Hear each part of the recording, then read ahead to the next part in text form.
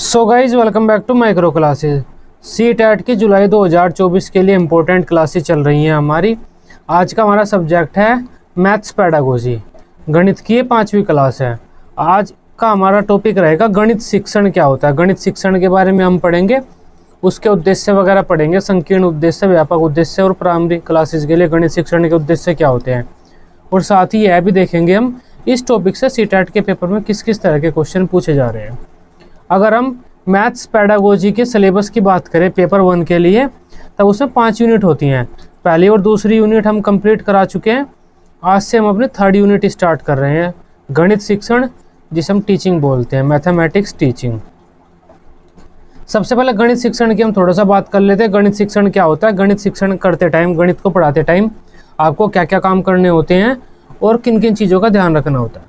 तो important point है, यहाँ पर जो भी पॉइंट लिखे हुए हैं सारे इंपॉर्टेंट है। सी टेट यहाँ से क्वेश्चन पूछता है, ये सारे आपको पता होने चाहिए, रटने नहीं होते, बस आपके दिमाग में होने चाहिए कि हाँ गणित शिक्षण में हम ऐसा ऐसा कुछ करते हैं।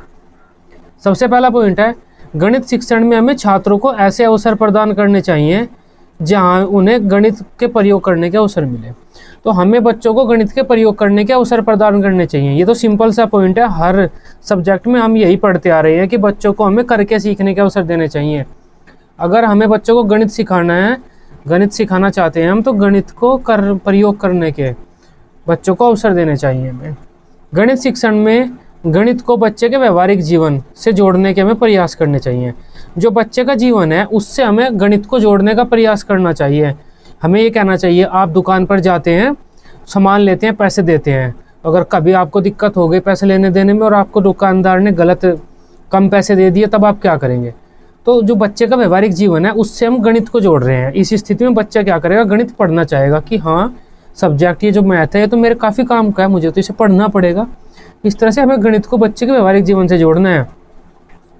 गणित शिक्षण में छात्रों को अवधारणाओं के निर्माण के अवसर देने चाहिए। तो वही बात हो जाती है, गणित के प्रयोग के हमें अवसर देने हैं। जो अवधारणाएं गणित में होती हैं उनके निर्माण के हमें बच्चों को अवसर देने हैं।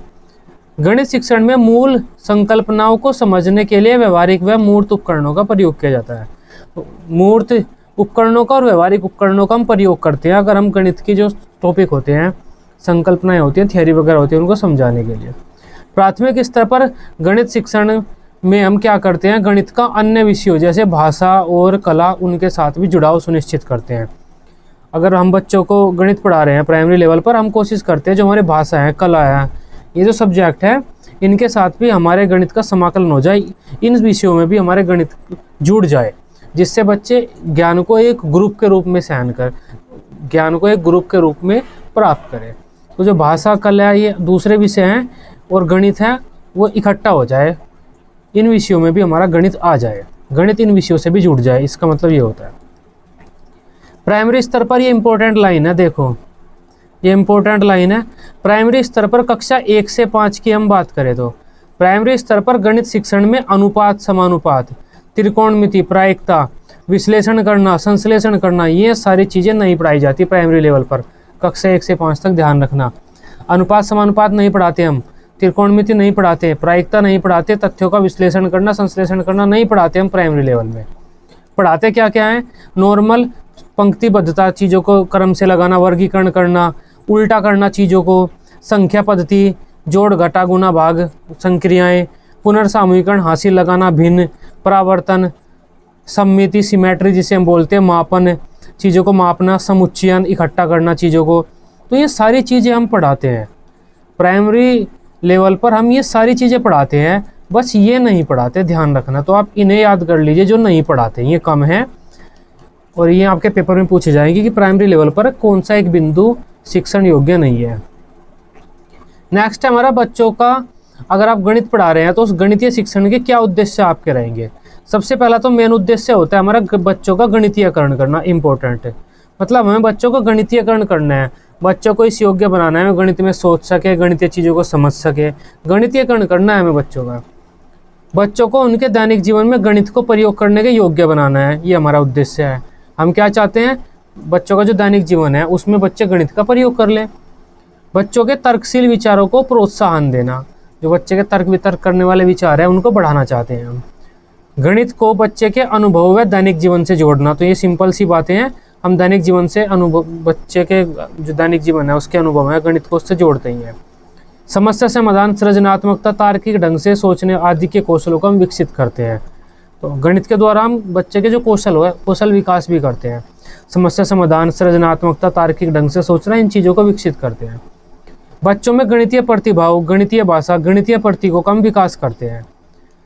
बच्चे के संदर्भ में गणित का वर्णन करते हैं हम, जैसा बच्चे का जीवन है उसके जीवन में कहाँ कहाँ गणित की क्या क्या जरूरत है, तो बच्चे के संदर्भ में गणित का वर्णन करते हैं हम।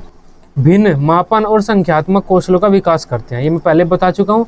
भिन्न मापन संख्यात्मक चीज़ें हम पढ़ाते हैं बच्चों को प्राइमरी लेवल पर। विभिन्न शैक्षिक सर्वेक्षणों में बच्चों की उपलब्धि को बढ़ाना, मतलब बच्चे के अचीवमेंट्स को बढ़ाना चाहते हैं हम, बच्चे की योग्यता वगैरह के अनुसार उन्हें चीज़ें देना चाहते हैं जिससे बच्चों की अचीवमेंट बढ़ जाए। ये सारे हमारे उद्देश्य होते हैं प्राइमरी लेवल पर बच्चों को गणित सिखाने के। नेक्स्ट बात कर लेते हैं हम गणित के संकीर्ण उद्देश्य जो नैरो ऑब्जेक्टिव होते हैं। अगर हम बच्चे को सामान्य सी संख्याएं सिखा रहे हैं, जोड़ घटा गुना भाग सिखा रहे हैं, उसे तो हम बोलते हैं संकीर्ण उद्देश्य। इसके अलावा अगर हम बड़ी चीज़ें सिखा रहे हैं बच्चों को, बच्चे का गणितीयकरण कर रहे हैं, उसका विकास कर रहे हैं, बच्चे में गणितीय सोच को विकसित कर रहे हैं, तर्क वितर्क से सोचने की क्षमता का विकास कर रहे हैं, बच्चे की सृजनात्मकता का विकास कर रहे हैं, इस तरह से बड़ी बड़ी चीज़ें करते हैं, वो तो होता है हमारा व्यापक उद्देश्य है। लेकिन अगर हम जनरल सी बस संख्याओं वगैरह की जानकारी बच्चों को दे रहे हैं, जोड़ घटा गुना भाग क्या होता है, दशमलव वगैरह, किसी चीज़ का मापना या किसी प्रतिशत वगैरह की जानकारी हम बच्चों को देते हैं, ये सिंपल सी जोड़ घटा गुना भाग, संक्रियाएँ जो संख्याएँ होती है, नंबर होती है, दशमलव, मापना या प्रतिशत आदि, ये सब हमारा संकीर्ण उद्देश्य में आते हैं।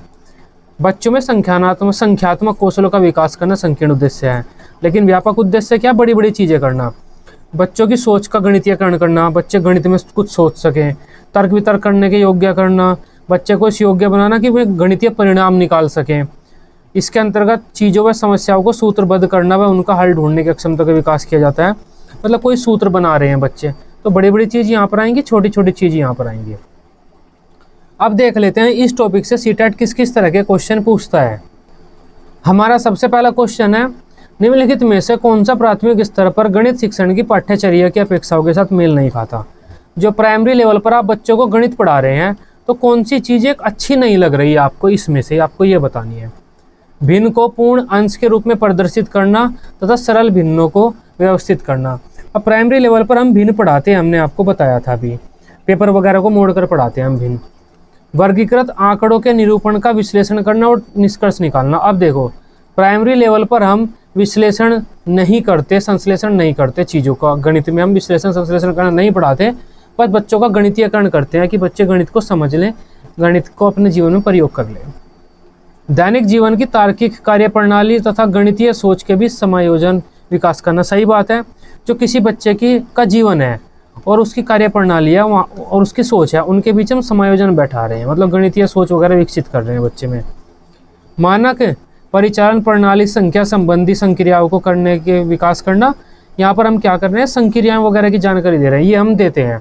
इसका सही आंसर बी हो जाता है, हम विश्लेषण और संश्लेषण करने की इस तरह की जानकारी बच्चों को नहीं देते।